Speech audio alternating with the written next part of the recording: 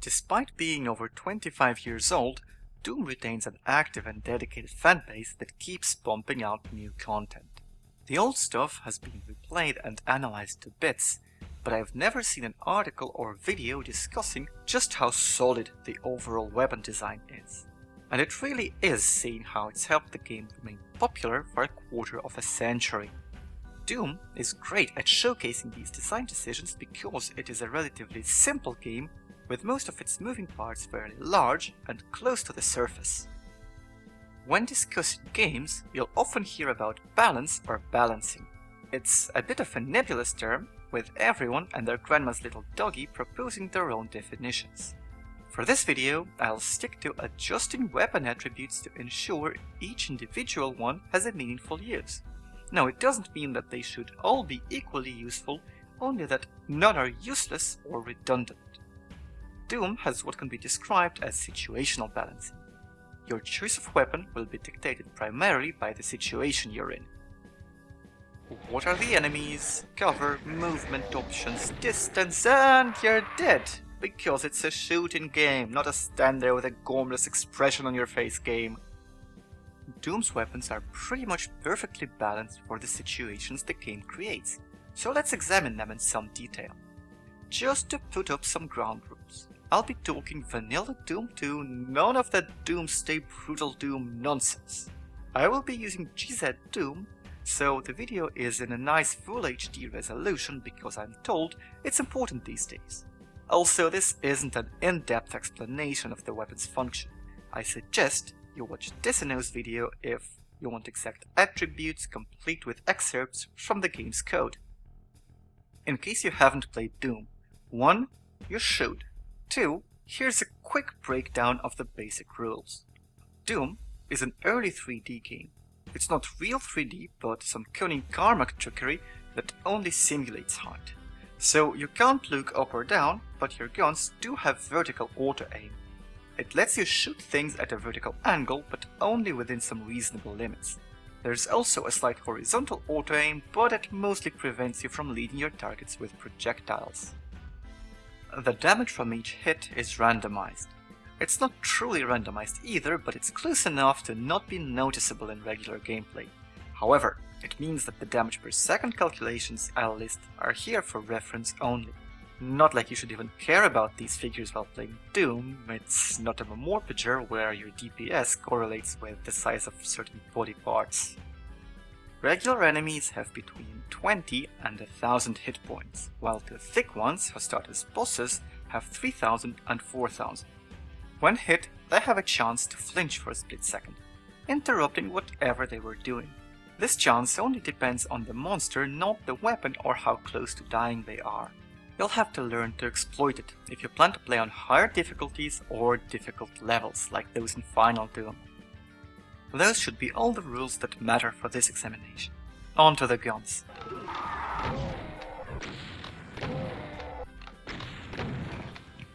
The first guns I'm going to talk about are these guns. You can punch demons in the face. Doomguy is a beefy lad, but by themselves his fists aren't actually that impressive.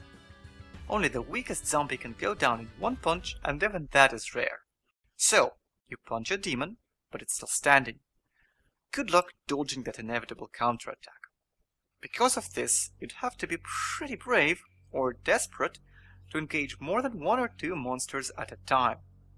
You can try ambushing your enemies as they round a corner, or do some pretty impressive dance moves around pinkies or imps, but most players will probably keep their hands to themselves unless they're showing off. Or grab one of these. The Berserker pack makes your fists 10 times as mighty, for the entire level. Each punch can do as much damage as a rocket to the face. It turns anything less than a pinky into a pile of jibs. Okay, it's still mostly a fallback option, but it's actually useful against weaker enemies in tight spaces. The tactics are largely unchanged, but you can take your fists on the offensive if you can close the distance. If you want to conserve ammo, you can use the same dance moves to deal with anything up to a Hell Knight. If you're just dealing with melee enemies, you can hold them off pretty much indefinitely provided you have some room to maneuver. Another way to look at the Berserk pack is as a clever power-up that can affect the flow of an entire level. Putting it at the beginning can mean anything from "there won't be much ammo, so gird your loins," to "let yourself go a little, go punch some things." And if you want to give the player a feeling of great power with no responsibility, nothing beats a Berserk pack, invulnerability, and the kind of monster that gave them trouble earlier in the level. One of Doom's most iconic weapons, the Chainsaw, is another upgrade over their fists. Except instead of concentrating its power into one mighty punch, it delivers regular powered hits 4 times as fast. It takes longer to deal with small enemies and it essentially locks you in place while you're cut, but this time the attack rate lets you keep bigger enemies from retaliating. Especially good if it's a large enough body to hide behind as a literal meat shield. However, unlike the fists, which allow you to dance around enemies' projectiles, once you start cutting, you're committed. If you step away to dodge incoming fire, the demon you were working on is going to be very upset about getting a piece of him hacked off and definitely tell you off with a fireball to the face. So the chainsaw is a suitable weapon when you need to deal with a single tough enemy. It also works better than the Berserk pack when you're dealing with pinkeys. If only one of them can try attacking you at a time, you'll have no problem stun locking it. With a Berserk pack, you'd have to back away, eventually allowing yourself to be surrounded or backing into a corner. To summarize, Doom's melee weapons occupy the fallback niche. Workable when you're conserving your ammunition, but losing out to ranged weapons in most other circumstances. Most importantly, however, the Berserk-powered fists and the chainsaw are situationally balanced against one another. Although you'll make the decision to use melee first, which melee weapon to use depends on the situation. Of course, over time, melee in shooters developed to occupy its own niches, generally as one-hit kill sneak attacks or extreme risk, extreme reward maneuvers. No examples would be more apt, in fact, than the new Wolfenstein and Doom games. The former flirts with stealth gameplay, while the latter uses its melee options to encourage aggressive play. But I digress. For the '93 original, introducing 2 distinct melee options with different use scenarios was quite the innovation. Finally, the first actual gun. The pistol's damage output and rate of fire are very similar to the fists, so it's a bit like punching things from a distance. As a hitscan weapon, it, as well as the chaingun and both shotguns, hits its targets instantly. Thanks to the auto-aim, it makes it very easy to hit faraway enemies.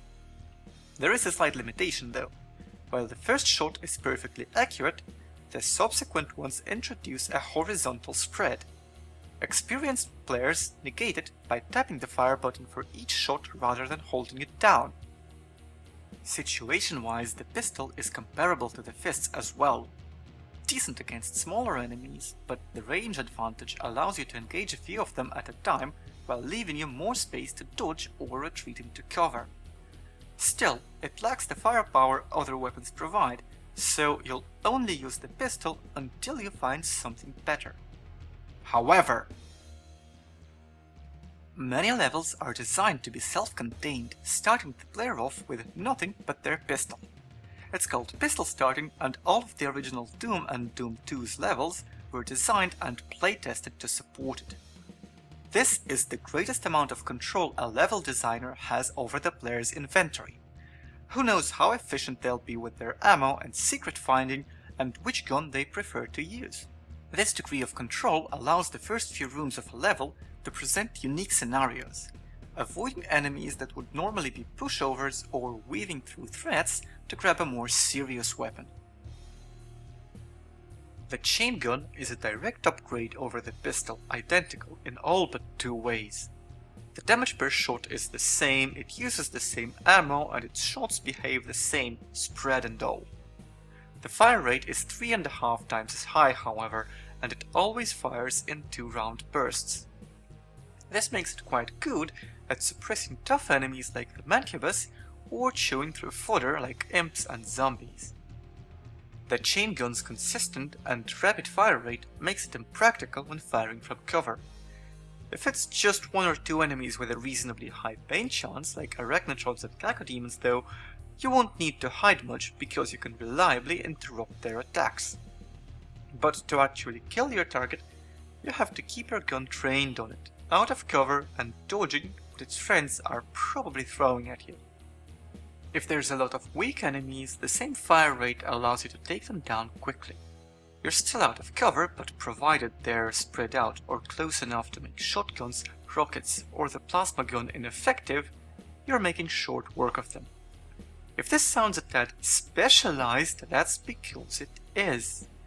The Chaingun's highs are not as well high as the other guns, but its lows are more like mediums. Above all, it's a versatile gun that rarely truly shines, but is rarely useless either. It's a safe choice that lets you respond quickly when entering a new room. Either kill the weaker enemies or stunlock the tougher ones as you get your bearings and decide where to move. Chances are you'll have to switch to a more appropriate weapon, highs aren't that high, but the Chaingun probably bought you the time to do so. The pump-action shotgun, Doom's other versatile gun, fires 7 pellets, each dealing the same damage as, once again, a pistol bullet. This makes it quite reliable at killing weaker enemies in one shot at close range. It can even get 2 or 3 caught in the blast due to its spread, but its slow rate of fire leaves you vulnerable to counterattack if that wasn't enough. The spread also makes it lose effectiveness quickly with range, often taking 2 shots to down an imp. The shotgun sees a lot of use in tight corridors, where you can use its hefty chunk of damage to kill an enemy and pop back into cover to reload. If the Chaingun does somewhat better in open areas with lots of enemies, the shotgun excels in areas with tight hallways and relatively safe cover. If you can control when enemies come into your field of vision, you can take them out one by one while taking little return fire. Dealing with larger enemies, cacodemons and up, is feasible, and their girth allows you to hit them with most pellets at medium range, but it can get tedious because of the weapon's relatively low sustained damage. If more than a couple of such monsters are involved, it's probably a good idea to switch to a different weapon. You might think the double-barreled shotgun is simply some form of upgrade to the regular one, like so many previous weapons were. You'd be wrong. Dead wrong. This gun was only introduced in Doom 2, and with good reason. It needed new monsters and level design techniques to accommodate its might. This beast fires 20 pellets at a time. It shreds almost anything up close, but becomes much less useful outside of spitting distance. Still deadly though, it makes up for its low accuracy by sheer volume of fire. Easily takes out groups of 3-4 zombies or imps with one blast. And it takes almost 2 seconds to reload. You'd think that made it a specialized weapon for clearing out tight hallways and small rooms, but it has another trick up its barrel? See, one thing I haven't mentioned yet is that each pellet counts as its own damage source for stunning enemies. With 20 of the things, you're all but guaranteed to stun most of them. Even Archviles and Barons of Hell, who have a low pain chance, can be interrupted with a well-timed shot, buying you the time to get into cover, hopefully, or at least making it easier to dodge. While you can't effectively keep an enemy pinned down with just one shot every 2 seconds, you can, with good timing, interrupt enemies with lone wind-ups like Mancubi and Archviles. When there is no cover but other monsters, you can use that and your speed to your advantage, by concentrating on circle strafing and dodging, only closing in when you're ready to fire and exploit the enemy's openings. Still, the reload speed makes it difficult in situations when you can't easily dodge, take cover, or simply be the last man standing after a blast. It's a high-risk, high-reward weapon that can be beastly in many circumstances, but its advantages are easily negated by hit scanners at long range or obstacles that can be hard to move around. While I can't say that Doom's weapons are specific counters against any particular monsters, two deserve a particular mention here. Pinkies and Lost Souls. Both of these attack in melee, and both have enough hit points that one shotgun blast isn't enough. This could be awkward, but since the double-barrel shotgun was introduced, these enemies can be reliably taken out in one hit, just as they come in to bite you. You can't just hold your ground though, because reloading takes long enough for a new monster to step in, making you vulnerable to being surrounded or squeezed into a corner. Speaking of high risk, high reward, how about a weapon that lets you blow yourself up if you're not careful? Enter the rocket launcher.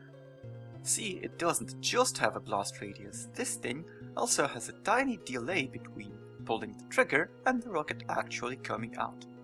Just enough to strafe back into cover, only to have the thing finally fire and blow up in your face. Plus, the auto-aim can be deadly if it decides to lock onto the nearest wall or floor. Even after you've got used to these limitations, they still discourage you from hugging your cover too tightly. It's worth the risk though. Rockets deal a solid amount of damage comparable to the super shotgun in a fairly large radius. The damage calculation is actually a bit complicated. A direct hit deals a standard randomized amount, then the blast damage is calculated, which only depends on the distance from the center of the explosion. Against everything except the Mastermind and Cyber Demon, who are both immune to the blast damage, rockets are quite devastating. The rapid fire and self-damage, however, make it risky to use in tight areas or against enemies close by. Lost Souls make a solid counter to this gun because they charge into melee range without much warning. Concentrating too much on dodging can similarly get you too close to an enemy before you realize it, so close range is out. Long range is mostly out too, because by the time the rocket gets there, its target may have easily stepped out of the way. Doom doesn't have the smartest AI, but it moves unpredictably, and auto-aim makes leading targets basically impossible. So, you need a target that's standing still, or a group where you'll hit someone no matter where you shoot. Then, you're mostly stuck at medium range. Mostly. Once you're used to the rocket launcher, you can try riskier attacks at close range or sniping faraway enemies where even hitting a nearby wall will be useful. Still, for the most part, it's a weapon you only fire when you have complete control over the range, cover, and all those other things I mentioned at the beginning. So you know nothing is getting between you and that juicy mancubus meat. Unless, of course, the game forces you to use rockets. True, the plasma gun may be safer and faster against single enemies, the super shotgun won't blow up in your face if you don't hug your cover just right, and the chain gun may be easier to hit with at long range, but some designers, Plutonia's Casali brothers, I'm looking at you, really like squeezing players into situations where using anything less than a rocket launcher or maybe the BFG will leave them vulnerable for too long. One particularly notable example of this forced weapon choice is the final boss of Doom 2 and both final Doom ones, the Icon of Sin. It's only vulnerable to rockets, and you have to fire at a very precise moment as a rising platform takes you past a tiny exposed opening. Of course, this is the only artificially forced choice of weapon in the game, pistol starts notwithstanding, and generally designers rely on more natural means to influence you. The plasma gun is another specialist weapon. It works a lot like the chain gun, launching face-melting projectiles at an extreme rate of fire. It also introduces a unique element to its gunplay, a bit like reloading in modern games. After releasing the trigger, Doom Guy will take a second to admire his work, and probably let the gun cool down or something to that effect. Don't tell me you don't do that. You use the plasma gun when you want something to disappear, and not just now, but 35 minutes ago. It absolutely vaporizes demons at close range, and is very reliable at keeping your target unable to retaliate so long as you keep the stream on it. It's excellent for facing down a soul archvile or taking out a pain elemental before the lost souls it spawns get out of control. Problem is, you won't be facing single enemies that often, and this is where the delay between bursts will be a problem. Each pulse loses you enough damage and stagger potential to take a hit or two, and you'll have to stop firing once in a while just to see what the hell is going on around you with how big the plasma gun itself and its shots are. One situation where the plasma gun does really well is breaking out of ambushes. It's safe to use when pressed against the demon's bomb, it's fast enough to stagger or melt anything in seconds, and you're too busy surviving to look where you're going, so long as it's the hell out of here. Like the rocket launcher, enemies at range will be too fidgety to hit reliably, and without splash damage, plasma won't do anything on a near miss. Besides that, there isn't much left to analyze that wouldn't be repeating what I've said about other guns. Excuse me, sir, do you have a moment to talk about our Lord and Savior, John Carmack? Finally, the most powerful weapon in Doom, the big gun. Its operation is a bit convoluted. In short, it takes a good second to charge up after you pull the trigger, then fires this huge green blob that seems like it would have a large blast radius, but it doesn't. It just does major, if unreliable, damage to whatever it hits. Another half second later, the BFG sprays the area like a shotgun. Then, it takes a while to recharge. If delivered correctly, that is, right in the monster's face, so the race hit, this spray can take out a cyber demon or mastermind in just a couple of shots. Unfortunately, these monsters aren't known for letting random space marines get close, so you'll have to get lucky or invulnerable to pull it off. If they've brought backup, a medium-range shot will dispose of them quite handily. At this point, it's starting to look like a super weapon that can clear entire rooms, with the only limitation being ammo. Not quite. When you can neither focus your blast by getting in close, nor cover everyone present with a single shot, the 40 power cells the BFG swallows may be better spent firing the plasma gun for a couple of seconds. And while it can be good at breaking out from being cornered, you don't always have the time to use it. True, you won't blast your face off if you mistime your shot, but the BFG takes as much, if not more skill, to use effectively than the rocket launcher. It's all about range management and timing, because you need to control your range and cover throughout the weapon's wind-up shot-blast cycle. In most cases, this means staying out of cover for the duration, not something you'd want to do when surrounded by chain gunners. Essentially, the BFG is all about control. You have to control the situation to use it, but it is one of the greatest tools for keeping it under control. Now that we've taken a look at each weapon in turn, we can tell that each of them has a particular niche where it shines, but there is still a fair bit of overlap. The chain gun can be used in many of the same situations as the plasma gun, and the rocket launcher can be as effective as the super shotgun at dispatching individual tough enemies, for just a couple of examples. This places Doom's weapon design somewhere between the lock and key and the player freedom approaches. Everything else being equal, there are wrong choices for most situations. You don't snipe with the super shotgun, obviously. But on the other hand, 2 or 3 weapons can be the right choices, and deciding between them can be down to personal preference or external factors. I'll get back to those in a bit. And of course, you're not limited to just one weapon per encounter. You'll often start with one weapon to deal with the high priority targets or thin the crowd out, switch to something else for the majority of the fight, and then finish off any stragglers with your shotgun or the chain gun or something to that effect. Let's walk through an example by building this simple arena. It's a plain circular thing with some pillars and walls for cover, and an elevated platform in the center. We'll also assume that the player has unlimited ammo. If we just put an archvile on the platform, it's simple. Feed it rockets from cover. Add a couple of lost souls and pain elementals though, and those rockets don't look so hot anymore. You'll probably want the plasma gun now to deal with them before they breathe out of control. But waiting for you at the entrance are pinkies and a couple of cacodemons. Do you take the super shotgun to deal with them first? Stick with the plasma gun to get rid of the lost souls? Is it BFG time? Finally, there are a few imps or zombies looking from the outside in, and now you've reason to use the chain gun too. Of course, this whole time you're pinned down by the archvile forcing you into cover. What if I then forced you to keep moving by replacing some of the zombies with revenants or arachnotrons? You could probably see how the weapon choice and target prioritization challenges get harder and harder with each change. The only guns you aren't likely to use here are the pistol and the shotgun. And this is just a silly example I came up with in a couple of minutes.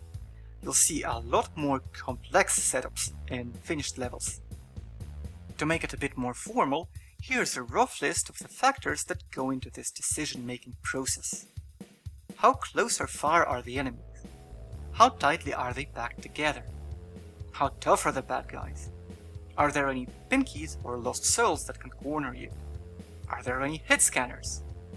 Do you have any cover or retreat options? Are there any obstacles that can intercept a rocket? How freely can you maneuver? To say nothing of the external factors. Do you even have all the weapons? Are you holding on to the last 4 rockets that'll be better used on an archvile ambush than this mancubus? Are there any medikits or power-ups in the arena that you'll have to grab? How are your health and armor, and do you have any stashed in a previous room? Can you retreat to a previous room? You could spend hours analyzing and discussing this design. After all, it's not just the weapons that are perfectly balanced, it's the enemies too. Each has a particular role and interaction with the player, each of the weapons and the level design. Oh, I could look into the level design, but again, that would take a while, and this was supposed to be a quick 10-minute long video I plan to knock out in a week or so. Back to the subject matter, the guns are one of the reasons Doom remains popular. They're balanced in such a way that they can create challenging encounters for the player, but still leave enough room for improvisation and personal preference that the gameplay never becomes stale. In essence, decades after the original game's release, you cannot say that it's solved, and with the unlimited creativity of the map-making community, there's enough levels to play for years to come, and there's no end to them in sight. At the time of its release, Doom was a major breakthrough in both technology and game design. This genre, where you'd shoot things from a first-person perspective, did not really exist yet, and would simply be called Doom clones for a few more years. It only had their own previous games, Catacomb and Wolfenstein 3D, and their clones to base their design advances on. They were blazing new trails, and with Doom's weapons, they not only surpassed Wolfenstein's linear progression, where each weapon simply fired faster than the last. They established many of the weapon design tropes FPS games follow to this day. Of course, they were also following real-life, or more fittingly action movie stereotypes. Nonetheless, it's not the stereotypes themselves that matter, it's how they were translated into gameplay. To say nothing of how Doom set the standard for general movement, aiming and shooting. Take a closer look at your favorites. I'll bet you can spot the shadow of Doom. Of course, eventually a split would follow, with Unreal taking weapon design into a more outlandish territory and Half-Life grounding it in realism. But those are stories for a different day. Thank you for sticking to the end. This took quite a bit of effort to make, and I hope you enjoyed it or learned something new.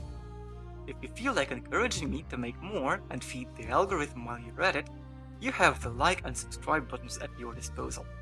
I have more videos planned, and now that I'm more or less settled in the process, they shouldn't take that long to record and edit. Plus, hopefully they won't be quite as long as this one. This one really went out of control. Thank you once again for watching, and have a great day.